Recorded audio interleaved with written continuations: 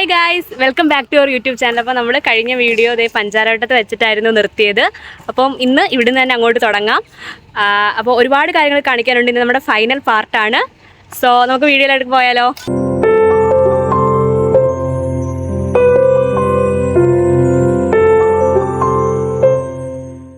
അപ്പോൾ നമ്മൾ ground ഫ്ലോറിലെ physiology department ഒക്കെ കണ്ടതിന് ശേഷം ഫസ്റ്റ് ഫ്ലോറിലോട്ട് കയറി ആദ്യം കാണുന്നത് നമ്മുടെ ഡിപ്പാർട്ട്മെന്റ് ഓഫ് പത്തോളജിയാണ്.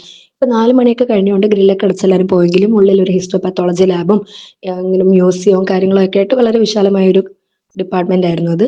പിന്നെ അടുത്ത നമുക്കുള്ള നമ്മുടെ ഡിപ്പാർട്ട്മെന്റ് ഓഫ് കമ്മ്യൂണിറ്റി മെഡിസിൻ. നമുക്ക് ഫസ്റ്റ് ഇയർ തൊട്ട് കമ്മ്യൂണിറ്റി മെഡിസിന്റെ ക്ലാസ്സുകളും പോസ്റ്റിങ്ങുകളും കാര്യങ്ങളൊക്കെ ഉണ്ട്. ആൻഡ് ഏറ്റവും ഫണ്ണായിട്ടുള്ള ഒരു എക്സ്പീരിയൻസ് ആണ് കമ്മ്യൂണിറ്റി മെഡിസിൻ. കാര്യം നമുക്ക് ബാക്കിയെല്ലാം നമ്മൾ ക്ലാസ് ഇരുന്നും അല്ലെങ്കിൽ ഹോസ്പിറ്റലിൽ പോയിരിക്കുന്ന സമയത്ത് കമ്മ്യൂണിറ്റി മെഡിസിൻ നമുക്ക് ഫീൽഡിൽ ഇറങ്ങി കുറേ വിസിറ്റുകളുണ്ട്. ഇപ്പം നമ്മൾ old age home, bud school, anganwadi അങ്ങനെ കുറേ ഇടത്ത് പോകും. ഇതല്ലാതെ നമുക്ക് ഫസ്റ്റ് ഇയറിൽ തന്നെ നമുക്ക് 5 ഫാമിലീസിനെ തരും. എന്നിട്ട് അവരുടെ രോഗങ്ങളൊക്കെ വെച്ചൊരു ഫോൾഡറും റെക്കോർഡും ഒക്കെ ഉണ്ടാക്കി അവരെ ഇടയ്ക്ക് ചെന്ന് വിസിറ്റ് ഒക്കെ ചെയ്ത് അവരുടെ ഡീറ്റെയിൽസ് ഒക്കെ എടുത്ത് അങ്ങനെ ശരിക്കും ആലപ്പുഴയിൽ നമുക്ക് കിട്ടിയതെല്ലാം ഭയങ്കര സ്നേഹമുള്ള ഫാമിലീസ് വരുന്നു. അങ്ങനെ അങ്ങനെ ഒരുപാട് വീട് കയറി ഇറങ്ങി ഇന്ന് ഓർത്തിരിക്കുന്ന ഒരു മെമ്മറിയാണ് കമ്മ്യൂണിറ്റി മെഡിസിൻ പോസ്റ്റിംഗ് എന്ന് പറയുന്നത്. നമുക്ക് ഇവിടെ നിന്നൊക്കെ താഴോട്ട് പഞ്ചാരവട്ടവും നമ്മുടെ എൻട്രൻസും റോഡും കാര്യങ്ങളും എല്ലാം കാണാം.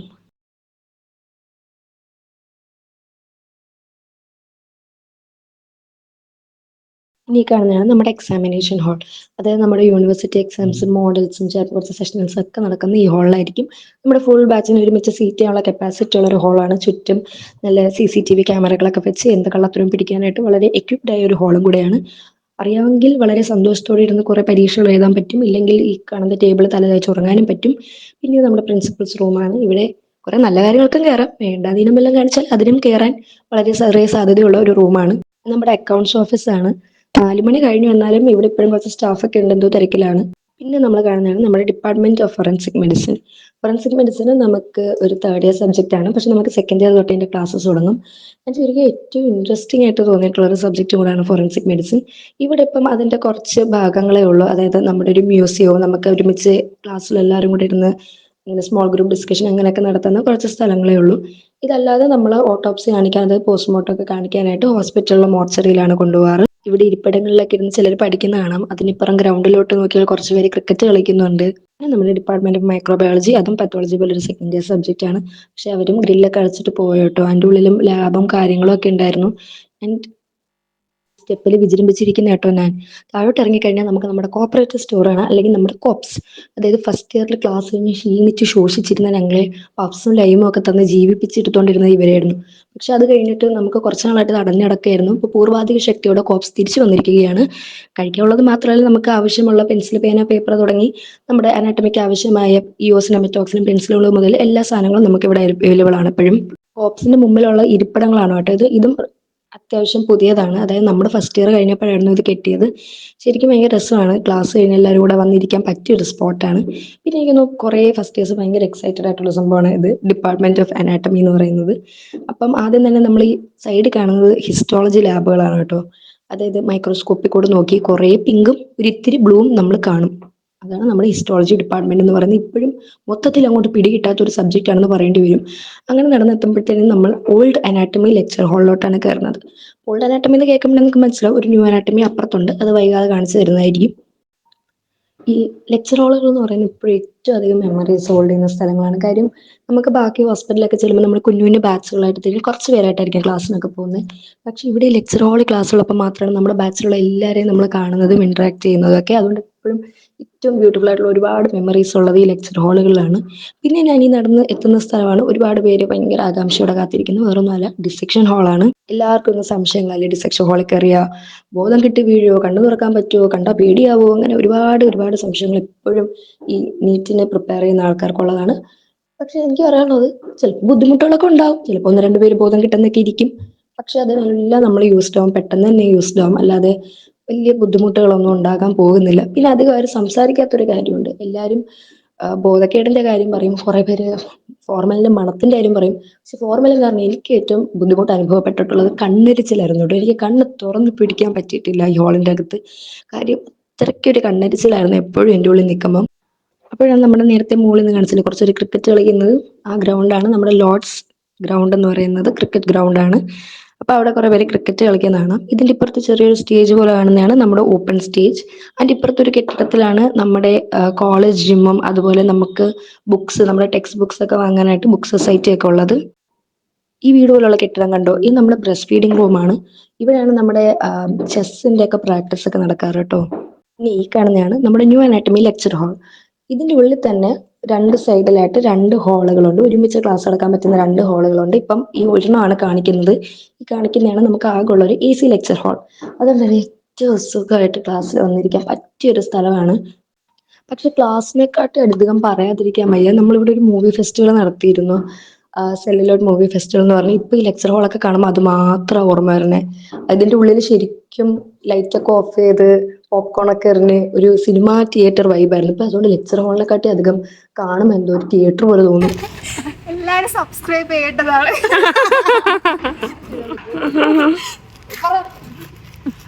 Subscribe, comment. ഓക്കെ. ഈ കാണുന്നതാണ് നമ്മുടെ ഫസ്റ്റ് ഇയർ MBBS ഹോസ്റ്റൽ. അതായത് first year MBBS men's hostel. First ഇയറിൽ അഡ്മിഷൻ എടുക്കുന്ന എല്ലാ കുട്ടികൾക്കും ഇവിടെയാണ് താമസമുള്ളത്. ഇവിടെ MBBS അല്ലാതെ വേറെ കോഴ്സുകളും ഇല്ല. നമ്മുടെ LH1 പോലെയല്ല, MBBS സ്റ്റുഡൻസ് മാത്രം എക്സ്ക്ലൂസീവ് ആയിട്ടുള്ള ഫസ്റ്റ് ഇയർ ഹോസ്റ്റലാണ്. പിന്നെ ഈ കെട്ടിടം കണ്ടോ, ഈ നല്ല ഭംഗിയുള്ള ഒരുപാട് സൗകര്യങ്ങളുള്ള കെട്ടിടമാണ് നമ്മുടെ ന്യൂ അഡ്മിനിസ്ട്രേറ്റീവ് ബ്ലോക്ക്. അതായത് നേരത്തെ കാണിച്ച ഈ പറയുന്ന അക്കാഡമിക് സെഷനും അക്കൗണ്ട് സെഷനും ഒക്കെ ഇല്ലേ, അതെല്ലാം ശരിക്കും ഇവിടെ വരേണ്ടതായിരുന്നു. പക്ഷേ നമ്മൾ ഫസ്റ്റ് ഇയർ തൊട്ട് ഇതിങ്ങനെ നിൽക്കുന്നേ അല്ലാതെ ഇതൊന്നും തുറന്ന് പ്രവർത്തിക്കാറായിട്ടില്ല. ഇതിന്റെ പണി അങ്ങോട്ട് കഴിഞ്ഞിട്ടില്ല, കഴിയാൻ വേണ്ടി ഇന്നും കാത്തിരിക്കുന്നു. ഈ കാണുന്നതാണ് ഒരു സീനിയർ മെൻസ് ഹോസ്റ്റൽ എന്ന് പറയാം. അതായത് നമ്മുടെ സെക്കൻഡ് ഇയർ തേർഡ് ഇയർ തൊട്ടുള്ള എല്ലാവരും നിൽക്കുന്ന ഇവിടെയാണ്. ഇതിന്റെ പേരാണ് ലങ്ക എന്ന് പറയുന്നത്. ആൻഡ് ഇപ്പുറത്ത് തന്നെ കുറച്ചുകൂടി ഒരു കുറച്ചുകൂടി പഴയ ഒരു ഹോസ്റ്റൽ എന്ന് പറയുന്നത് ബംഗ്ലയാണ്. അതായത് ബംഗ്ലാദേശിന്റെ ഷോർട്ടാണ്. നമ്മൾ നിലവിൽ നമ്മുടെ സെക്കൻഡ് ഇയർ MBBS സ്റ്റുഡൻസ് നിൽക്കുന്നത് ഇവിടെയാണ്. ഇവിടെ നല്ലൊരു നടുമുറ്റൊക്കെ ആയിട്ട് നമ്മുടെ LH1 പോലെ തന്നെ കുറെ കൂടെ എന്താ പറയുക, ഒരു ഹോംലി ഫീൽ ഒക്കെ ഉള്ള ഒരു സ്ഥലമാണ്. നമ്മൾ പിന്നെയും കോളേജിന്റെ മെയിൻ ഗ്രൗണ്ടിലോട്ട് എത്തിയിരിക്കുകയാണ്. ഇനി ഒരു മെയിൻ സ്ഥലം കാണിക്കാൻ മറന്നു, അത് കാണിക്കാൻ പോവാ ആണ് നമ്മുടെ പോർട്ടിക്കോ. അതായത് കറക്റ്റ് നമ്മുടെ ക്യാമ്പസിന്റെ സെന്റർ അല്ലെങ്കിൽ ഒരു മെയിൻ പോർഷൻ എന്ന് പറയാൻ പറ്റുന്നത് നമ്മുടെ പോർട്ടിക്കോ ആണ്. നമ്മൾ നടന്നെത്തുന്ന പോർട്ടിക്കോയിലോട്ടാണ്. ആൻഡ് ഈ കാണുന്നതാണ് നമ്മുടെ ട്രോഫി സ്റ്റാൻഡ്. അതായത് മെയിൻലി സ്പോർട്സിന്റെ ആണ്. പലയിടത്തും പല ക്യാമ്പസുകളിൽ പോയിട്ട് നമുക്ക് ലഭിച്ചിട്ടുള്ള സ്പോർട്സിന്റെ ട്രോഫീസ് എല്ലാം വെച്ചിട്ട് നമ്മൾ ചെയ്തേക്കുന്ന ഒരു ട്രോഫി സ്റ്റാൻഡാണ്. പക്ഷെ ശരിക്കും ഇപ്പൊ ഇത് നിറഞ്ഞു. ഇനിയും കുറെ ട്രോഫികൾ കോളേജിന്റെ പല ഭാഗത്തായിട്ട് പ്രിൻസിപ്പൽസ് റൂമിലും യൂണിയൻ റൂമിലും അവിടെ ഇവിടെ ഒക്കെ ആയിട്ട് ഇങ്ങനെ ഇരിക്കുകയാണ്. ഇവിടെ തികയാതെ വെക്കാൻ പറ്റാതിരിക്കുകയാണ്. പിന്നെ ഈ കാണുന്നത് നമ്മുടെ സെൻട്രൽ ലൈബ്രറി. സെൻട്രൽ ലൈബ്രറിയുടെ ഫ്രണ്ട് പോർഷൻ ആണിത്. അതായത് റീഡിംഗ് റൂം.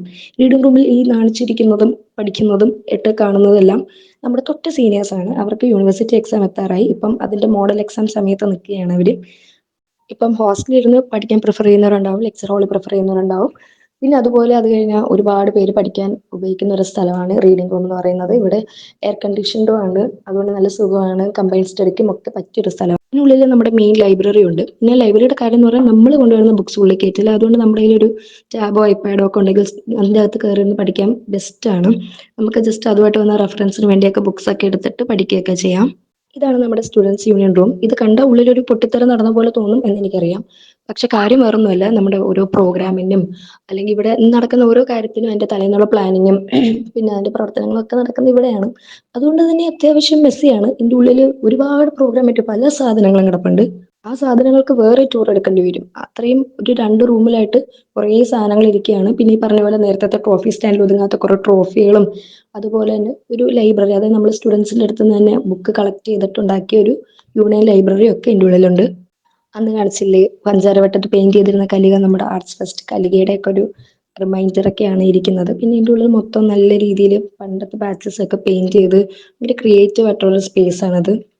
അതുപോലെ 2 വർഷം മുമ്പ് ഇറങ്ങിയ നമ്മുടെ മാഗസിന്റെ പോസ്റ്ററാണ് കാണുന്നത്. അതിൽ കുറേ സംഭവങ്ങളുണ്ട്, അതൊക്കെ ജസ്റ്റ് ഒന്ന് കാണിച്ചു തരാം.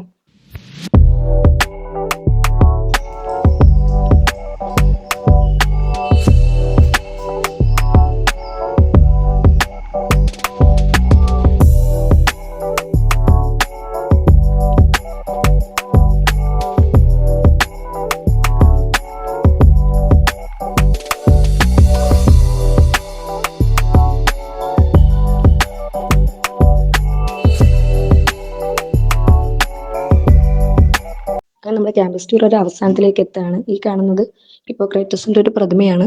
ഇതിന്റെ ഇപ്പുറത്തുള്ള നമ്മുടെ ഫ്ലാഗ് പോളും ആണ്. നമുക്ക് ഈ ക്യാമ്പസ് ടൂർ ഒക്കെ കണ്ടപ്പോൾ നിങ്ങൾക്ക് ഒരു കാര്യം മനസ്സിലായി കാണും. ഇങ്ങനെ ഏക്കർ കണക്കിന് ഒരുപാട് ഭൂമിയിൽ വിശാലമായി കിടക്കുന്ന ഒരു ക്യാമ്പസ് അല്ല ഇത്. കുറച്ചുകൂടി ചെറുതാണ്. ആൻഡ് ഈ ക്യാമ്പസിന്റെ ഏറ്റവും വലിയ ഭംഗി അത് തന്നെയാണ്.